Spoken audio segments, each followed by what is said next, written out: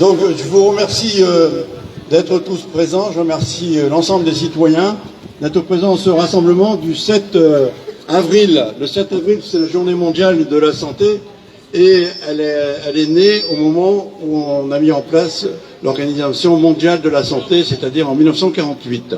Voilà, donc ça fait 75 ans que ça existe et nous sommes rassemblés aujourd'hui pour dire que ça ne peut plus continuer comme ça. Franchement, il y en a ras-le-bol. Un jour, on peut se soigner, le lendemain, on n'en peut plus. La pédiatrie qui était fermée déjà au mois de septembre 2021, fermée pendant plus d'un an et demi, elle est ouverte en 2022, pardon. Alors on nous dit, il faut mettre votre enfant, s'il y a une urgence vitale, vous pouvez y aller. Mais il faut appeler le 15 et c'est le 15 qui va décider. Si ça ne va pas, vous allez à l'hôpital de Valenciennes, à l'hôpital de Lens ou à l'hôpital d'Arras. Il faut savoir aussi que les enfants de moins d'un an ne sont pas acceptés dans les cliniques privées. Donc c'est à peu plus d'un an. Donc ça c'est aussi important. Donc on s'est battu par rapport à ça. On a obtenu que la pédiatrie soit ouverte de nouveau 24 heures sur 24. Ici, on refait son rassemblement et qu'est-ce qui se passe? De nouveau, depuis le 3 d'avril, la pédiatrie est encore une fois fermée, de nuit, et ici, pour le week-end de Pâques, 24 heures sur 24. Mais c'est intolérable, on ne peut pas toujours... Alors, on nous dit, c'est les médecins, parce que vous savez, les médecins intérimaires, il y a la loi qui est passée, c'est la loi Ritz. Alors, la loi Ritz, c'est une députée de Renaissance, donc de la majorité, et elle est tout bib. C'est elle qui fait aussi ce type de loi. Mais elle a raison sur les intérimaires, parce que les intérimaires, médecins intérimaires, ils touchaient entre 1 700 € net pour 24 heures, et ça peut aller pour 3 000, 4 000 ou 5 000 €. Donc, on a raison à ce niveau-là de mettre des critères et des bases. Maintenant, ils sont payés à 1 390 €. Ceci dit, comme il n'y a plus d'intérimaires, eh ben on a fermé la pédiatrie. Donc, il n'y a plus de médecins. Mais ça ne devrait même pas exister, les intérimaires. Ça ne devrait pas du tout exister. On devrait avoir suffisamment de médecins pour ne pas avoir d'intérimaires. Et pourquoi on n'a pas assez de médecins? Parce que dans la programmation qui est faite par le gouvernement, il n'y a rien qui est donné pour avoir plus de soignants. Parce qu'on a dit le numerus clausus c'est fermé, on ne le fait plus. Mais on le dit maintenant le numerus clausus n'existe plus. Mais ce qui veut dire on n'a pas ouvert les portes pour avoir plus de formation. Moi je demande à ce qu'il y ait une université de santé ici, dans le territoire. Ça vaudrait le coup. Au lieu que tout le monde s'en va à Lille, on a besoin ici de gens qui soient formés sur place. Et je crois qu'on peut les former. Donc voilà, ça c'était la première chose que je voulais vous dire. Donc je suis très remonté, je suis très en colère. On ne va pas en rester là parce que c'est facile de dire ça. C'est facile de dire ça, ça veut dire qu'on ne prend pas le temps nécessaire pour se retrouver tous autour d'une table en disant sous le territoire du Douaisis, il manque des médecins généralistes. En parlant de médecins généralistes, il y a toute une série de médecins généralistes qui prennent leur retraite. Qu'est-ce qu'on fait? Que fait la patientèle? Moi j'ai discuté avec des gens sur le marché, ils ont attendu plus de 8 mois pour avoir un médecin généraliste pour qu'ils puissent les prendre, et c'est pas forcément à côté de chez eux, ils doivent faire quelques kilomètres en voiture pour pouvoir y aller. Et il y en a qui n'ont même plus de médecins généralistes. C'est un véritable problème. Combien il nous manque aussi de médecins spécialisés? Ça aussi c'est un véritable problème. Moi je demande sincèrement qu'il faut arrêter, il faut qu'on se mette tous autour d'une table. La santé, ça nous appartient, c'est notre bien commun, ça appartient à aucun parti politique, la santé. Il ne faut pas oublier que la sécurité sociale, c'est elle qui finance la santé, les hôpitaux. Et la sécurité sociale, c'est qui? C'est les cotisations, c'est les nôtres. C'est à nous de décider, puisque nous sommes nous-mêmes financeurs de l'hôpital. Donc c'est à nous de décider ce qu'on va faire avec notre argent. Bon, voilà moi ce que je voulais dire ici, tout simplement en disant qu'il faut rester unis, mobilisés. Je suis très content qu'il y ait l'ensemble des syndicats aussi qui sont là avec nous et qui vont manifester avec nous. Je suis content aussi que tout le monde soit là. Moi, je suis un homme heureux quand je vois qu'il y a tout le monde comme ça. Parce que ça... Au moins, ça témoigne que nous sommes tous concernés par la situation de cet établissement. Alors, maintenant, pour le déroulement, je vais donner... On a reçu quelques soutiens. Donc, on a reçu des soutiens, mais vous ne les verrez pas, c'est plus par audio.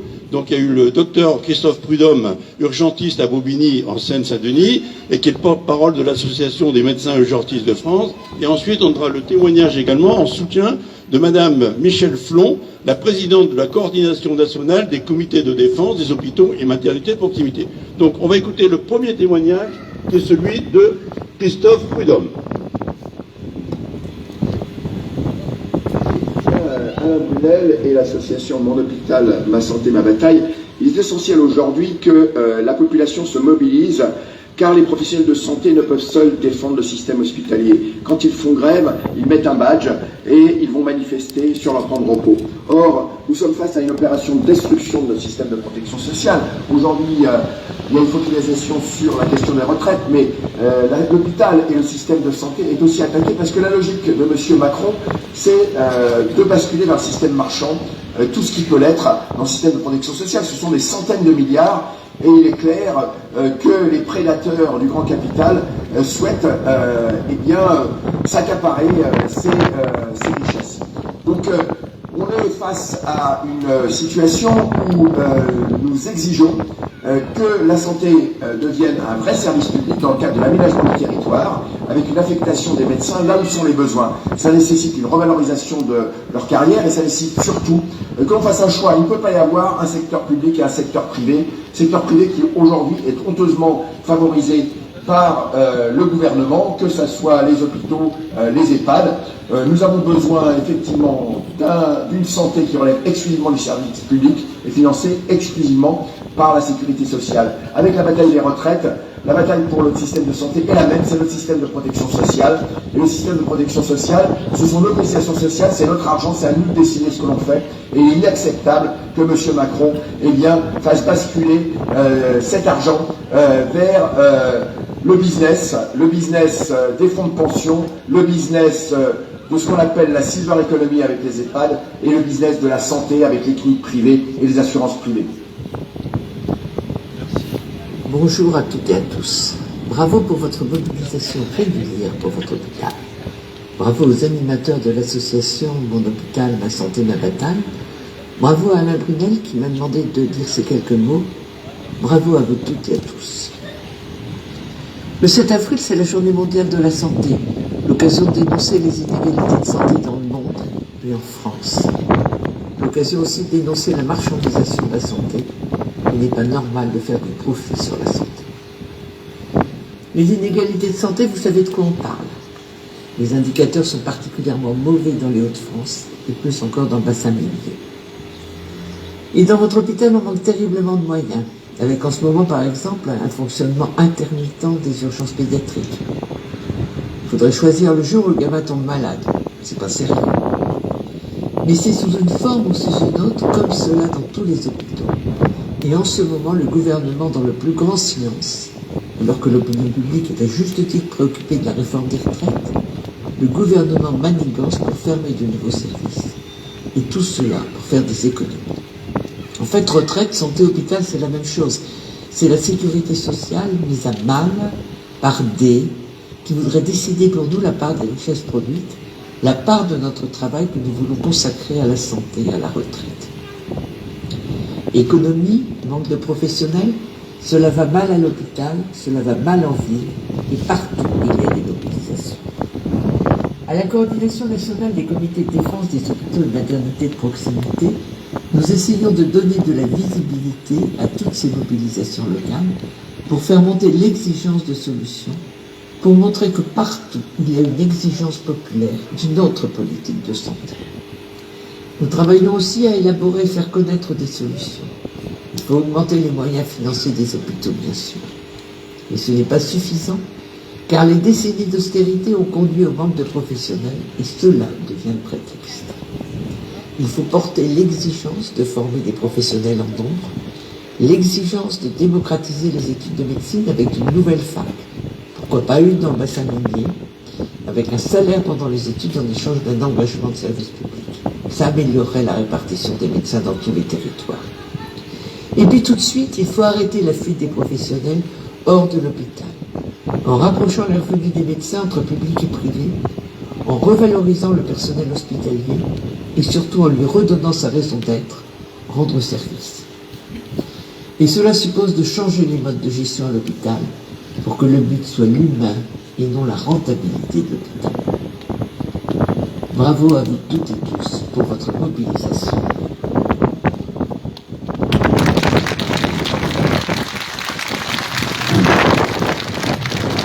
Voilà, c'est très important d'avoir ce type de soutien. Maintenant, je vais laisser la parole aux syndicats, en commençant par Karine, du syndicat CGT de l'hôpital de Douai. Bonjour à tous, merci d'être présents aujourd'hui. Ça fait plaisir de voir autant de monde. Aujourd'hui, nous sommes en intersyndicale pour la réforme contre les retraites avec FO et puis la CFTC. Et aujourd'hui, les camarades ils sont encore présents pour défendre notre hôpital également. Oui, en effet, la filière pédiatrique, comme vous le savez, elle est fermée. Elle est ouverte de 8h30 à 17h. Et le soir, vous ne pouvez plus être accueillis, sauf par urgence vitale. Il faut savoir aussi qu'on a fermé des lits au niveau de la pédiatrie. La néonate, on a fermé des lits. On est en train de nous dire qu'on va peut-être fermer des lits aussi en viscérale. Alors oui, il y a la filière pédiatrique, mais il n'y a pas que. Il y a aussi la viscérale, le service de viscérale. On vient d'apprendre tout à l'heure qu'on va fermer des lits en psychiatrie, parce que les médecins s'en vont. Oui, on a beaucoup de pertes de médecins, et oui, on a perdu nos médecins. La loi RIS a fait que les médecins ne reviennent pas, surtout les intérimaires et les mercenaires. Alors aujourd'hui, ça pose vraiment un gros problème au niveau de notre hôpital. Les médecins des étages essayent d'aider un maximum leurs confrères au niveau des urgences, mais vous savez bien que ça pourra n'aller qu'un temps. Donc là, ils ont réussi, la direction a réussi à mettre en place un moyen de travailler jusque fin avril, mais au 1er mai, on va être soigné comment au 1er mai? Est-ce que les médecins vont revenir? Est-ce que les intérimaires vont revenir?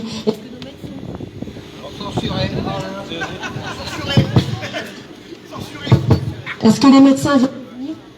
C'est des piles. Voilà. Donc, quoi dire de plus? Nous, tout ce qu'on demande, c'est que le privé ne rentre pas chez nous, parce que ça aussi, c'est notre grande crainte. Parce qu'aujourd'hui, c'est pareil. Il faut que vous sachiez que quand vous venez faire une radio, la radio, elle n'est pas vue tout de suite par un médecin. C'est envoyé via intranet, via une... comment on appelle ça, une plateforme. Donc ça embête aussi nos collègues qui sont en bas au niveau des manip radio, parce qu'il y a des moments les radios ne sont pas visibles, donc ils sont obligés de rappeler les patients, ou ils sont obligés aussi d'enlever des rendez-vous parce que les patients ne seront pas vus par les médecins. Donc vous voyez, c'est vraiment tout l'hôpital qui est impacté par le manque de médecins. Et ce qui nous fait peur aussi, c'est nos collègues. Nos collègues, est-ce qu'ils vont rester? On a quand même des CDD, des CDI, est-ce qu'ils vont rester chez nous? C'est la question qu'on se pose. Aujourd'hui, la seule chose qui nous a été remontée par la direction, c'est qu'en effet, le personnel resterait quand même sur place au niveau des urgences. Tout au moins jusque fin avril. Mais à compter du 1er mai, on ne sait pas du tout comment ça va fonctionner. Voilà, je ne peux pas vous en dire plus. Nous espérons que nos médecins vont revenir, que les médecins vont décider quand même de se dire, bon allez, on va retravailler dans le public. C'est tout ce qu'on espère aujourd'hui. Mais merci à tous encore d'être présents aujourd'hui.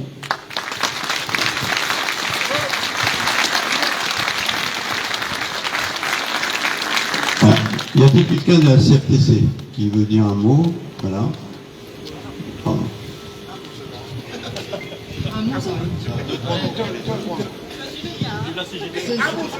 CFTC. Alors, merci à tous d'être rassemblés. Je pense que c'est rare d'avoir presque toutes les couleurs, et c'est justement parce qu'il y a des choses graves qui se passent, osons le dire. Si on parle de la loi RIS, alors je ne vais pas faire un catalogue, mes collègues en ont parlé avant. On fait un focus actuellement sur la loi RIS parce que les intérimaires refusent d'être payés 1 400 € pour une garde. Il faut quand même voir que le recours à l'intérim, c'est plus 69% depuis 2020. C'est un doublement entre 2000 et 2021.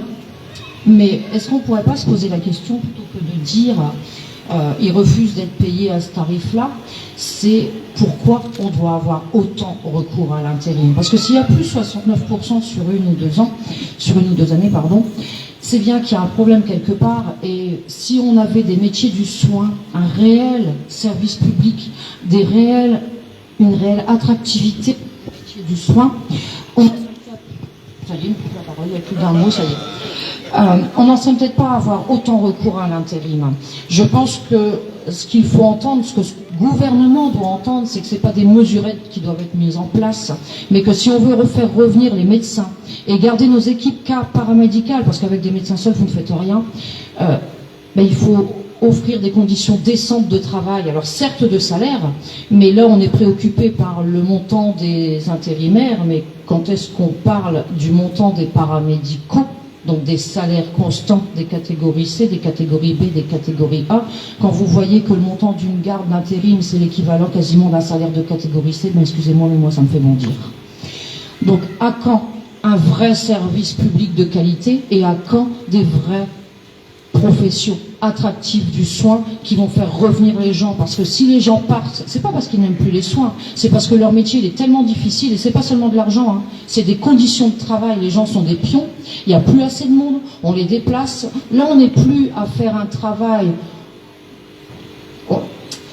Avant, la tendance a été complètement inversée. Je ne trouve pas normal qu'on vive pour travailler. Il faudrait travailler pour pouvoir s'offrir des choses, pour vivre mieux. Et là, on en est. La qualité de soins, la qualité de travail, l'équilibre vie professionnelle, vie privée, mais tout ça, vous l'avez plus. Alors, quand est-ce qu'on y revient et quand est-ce que ce gouvernement, il va arrêter de faire, alors ce gouvernement et même les précédents, parce que je pense que c'est pas d'aujourd'hui, mais je pense que celui qu'on a actuellement, c'est bien le pire. Quand est-ce qu'on les force à ouvrir les yeux? Et ça, eh ben, on a besoin de vous, on a besoin de nous. Et voilà, moi ce que je voudrais dire, c'est un vrai service public, des vraies conditions attractives de travail pour nos collègues.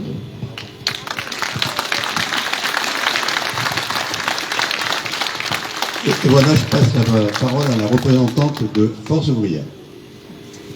Bonsoir à tous, merci beaucoup d'être aussi nombreux à vous mobiliser dans le Douaisis.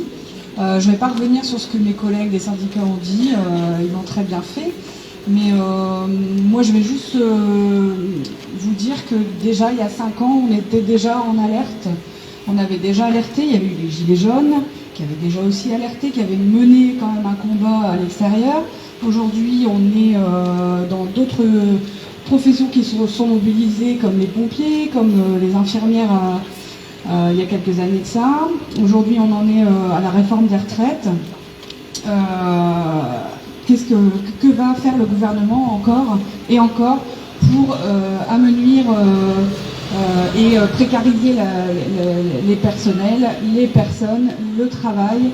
Je pense que la mobilisation, elle est maintenant et qu'il faut vraiment se mobiliser en nombre pour qu'on arrive à obtenir des financements, des meilleures conditions de travail.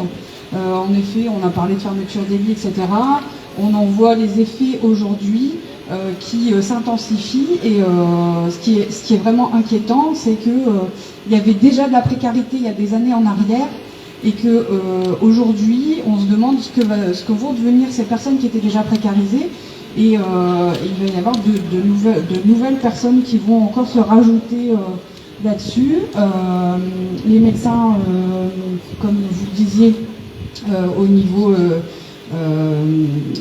des médecins de ville, sont également en difficulté. On voit aussi énormément de médecins qui partent en retraite et qui n'arrivent pas à retrouver de repreneurs aussi au niveau de leur clientèle, de leur patientèle.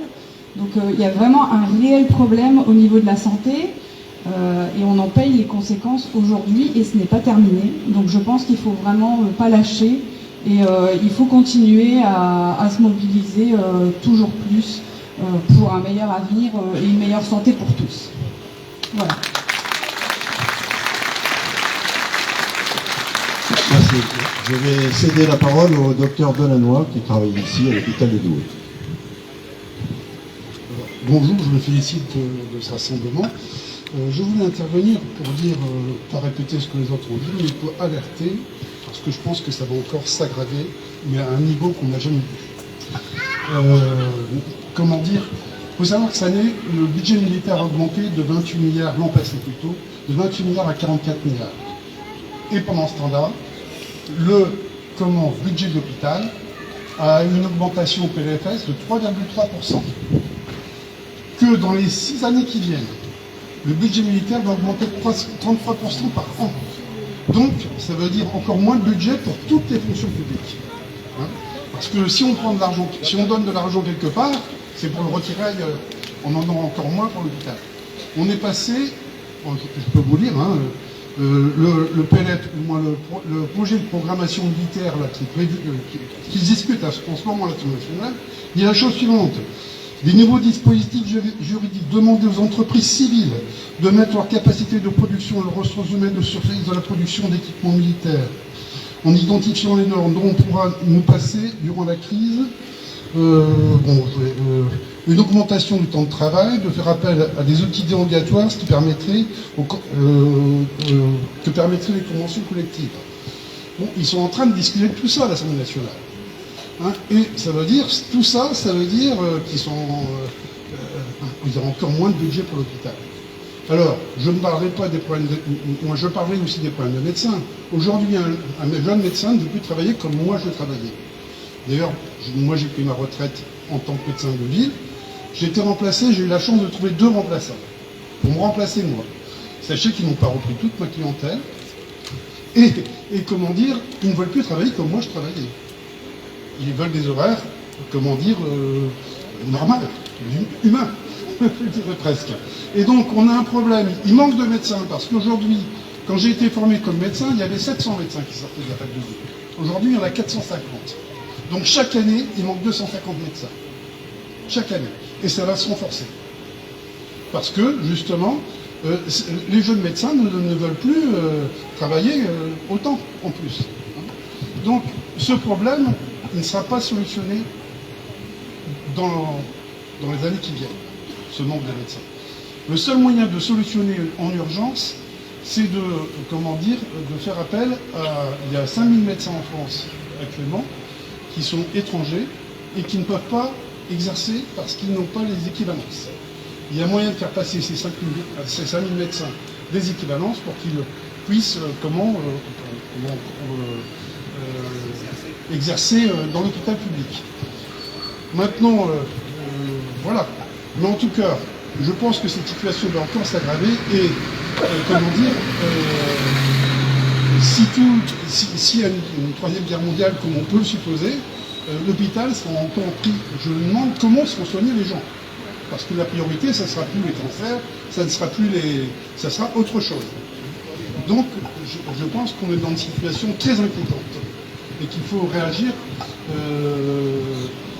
et que la mobilisation est nécessaire. C'est pareil pour les retraites. Hein. Pourquoi ils veulent prendre sur les retraites? C'est pour prendre de l'argent sur le travail, tout simplement. Pour la guerre. Merci de ce témoignage. Je cédais la parole à Dominique Venn, qui est le président du collectif de défense et développement des services publics du Douaisis. Alors moi, si mon camarade Alain est heureux, c'est heureux.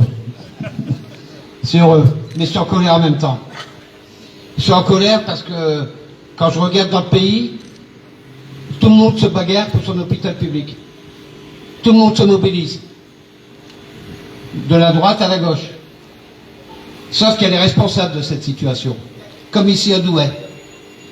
Parce que avec mes camarades, moi quand je siège dans les conseils, quand il y avait les conseils d'administration, où j'ai siégé ici à Douai, comme au conseil d'administration de la caisse primaire d'assurance maladie de Douai, qui était Douai avant, ici c'est devenu un conseil de surveillance, et à la CEPAM de Douai c'est devenu un conseil.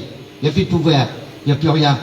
Mais ça n'empêche pas ceux qui y siègent de servir de bouclier et de défendre l'intérêt du service public hospitalier et la santé en ce qui concerne la caisse primaire d'assurance maladie de Douai. Tous les budgets sont votés. Seule mon organisation syndicale ne vote pas les budgets. Et à chaque fois on nous fait le chantage. On est obligé de voter le budget parce que si on ne le vote pas, l'hôpital ne pourra pas tourner. Si on ne le vote pas la caisse primaire d'assurance maladie, on ne pourra plus rembourser les prestations.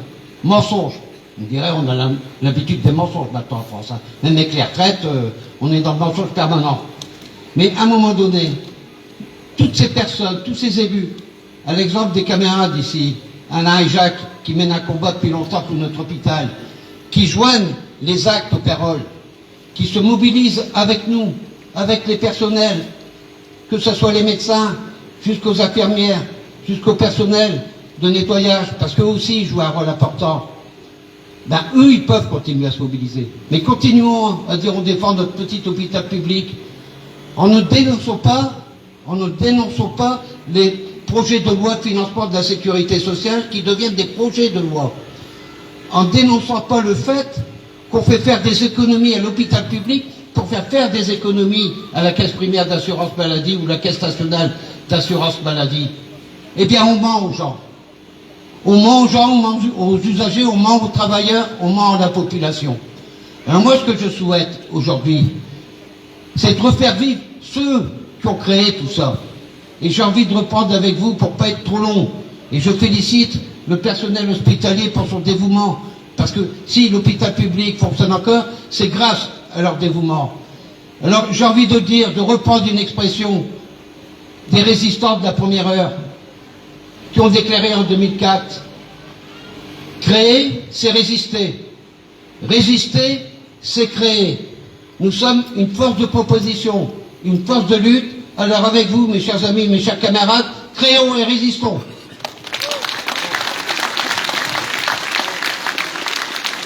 Merci Dominique. Et pour conclure ce rassemblement, je vais céder la parole à Jacques Michon pour présenter les différentes initiatives que nous voterons ou pas ici ce soir. Jacques Michon qui est le premier vice-président de notre association Mon Hôpital, Ma Santé, Ma Bataille. Bien, bonsoir à tous. Je ne vais pas refaire tout ce qui vient d'être fait. Je vais simplement dire deux mots par rapport à ce que vient de dire le docteur Delannoy tout à l'heure. S'il y avait une troisième guerre mondiale, mais l'hôpital ne résisterait pas. Mais on nous annonce qu'il va arriver plus de 5000 travailleurs nouveaux sur le Douaisis avec les nouvelles entreprises qui sont en train de se créer. Ils vont avoir besoin eux aussi de soins, de docteurs. Ils vont avoir des enfants aussi qui vont devoir venir en pédiatrie. On ne pourra pas les accueillir. Donc il ne faut même pas attendre, je dirais, une troisième guerre mondiale pour faire la démonstration que notre hôpital, il ne sera pas en capacité d'accueillir ce qui va arriver sur notre territoire dans les quelques mois qui vont venir. Alors, effectivement, on a déjà entendu que, à quoi ça sert de nous mobiliser. Je crois qu'on en a fait la démonstration à 2 reprises, pour la pédiatrie, comme l'a dit Alain, pour la gastro. Si on n'avait rien dit, certainement que ce serait déjà fermé depuis longtemps et totalement. Donc je pense qu'il faut qu'on continue à se mobiliser, qu'il faut qu'on continue à être présent sur le terrain, tous ensemble comme on l'est ce soir. Alors on va vous proposer 3 types d'initiatives. Une première, on vous propose de voir avec l'ARS, d'intervenir auprès de l'ARS pour qu'ils reçoivent une délégation de notre association pour qu'on discute de la véritable situation de notre hôpital. Ça, c'est la première chose. Deuxième chose, Dominique, même si c'est une caisse d'enregistrement, je pense qu'on va demander aussi d'être reçu par le conseil de surveillance, parce que, comme le dit Dominique, c'est un conseil de surveillance, il dit non, on se bat, on n'est pas d'accord, c'est vrai, mais on vote tout derrière. Donc il faut quand même qu'on arrête aussi d'avoir cette attitude, et on va demander au conseil de surveillance d'arrêter de voter tout et n'importe quoi, sous prétexte qu'on va fermer l'hôpital. Ils fermeront, même si on vote les budgets et compagnie. Et puis une troisième initiative qu'on pourrait mettre en place, c'est interpeller le sous-préfet de Douai. Le sous-préfet de Douai nous tarabusque les élus des communes pour qu'on crée des logements pour accueillir les salariés qui vont arriver dans le Douaisis. On va lui dire qu'il faut une tête aussi qui bouscule un petit peu le gouvernement pour qu'il donne de l'argent à l'hôpital pour accueillir ces salariés qui vont venir dans le Douaisis. Donc 3 types d'initiatives sur lesquelles on va vous solliciter. Et puis enfin, je crois qu'il est intéressant qu'on se donne un nouveau rendez-vous pour marquer notre présence ici. Et on vous propose de faire un rendez-vous comme celui-ci tous les mois. Et on vous propose le prochain rendez-vous pour le vendredi 5 mai au soir à 18h. Voilà le type de proposition.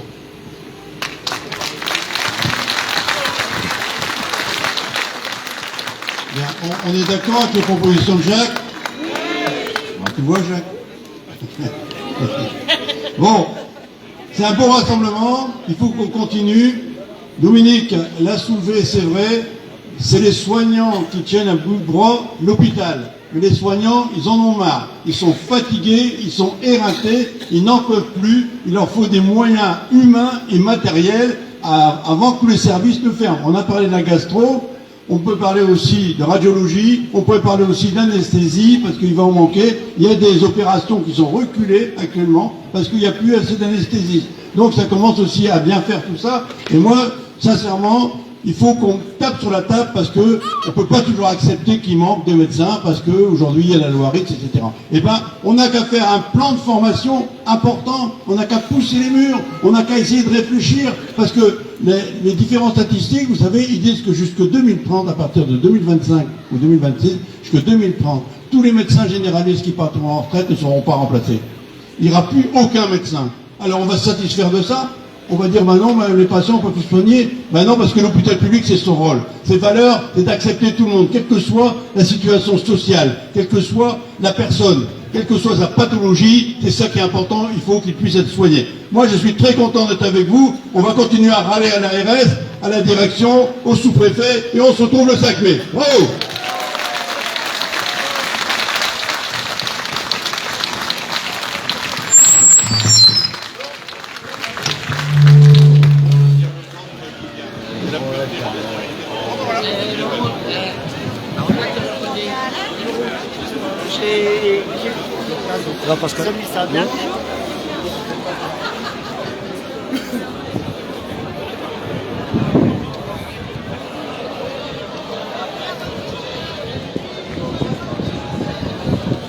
Allez, je coupe. Bonne soirée. Et le prochain, c'est le 13 mai. Jeudi 13 mai, je serai en live à Lille. Et peut-être à Douai, on verra. Allez, tchuss. Et n'oubliez pas de partager, c'est gratos.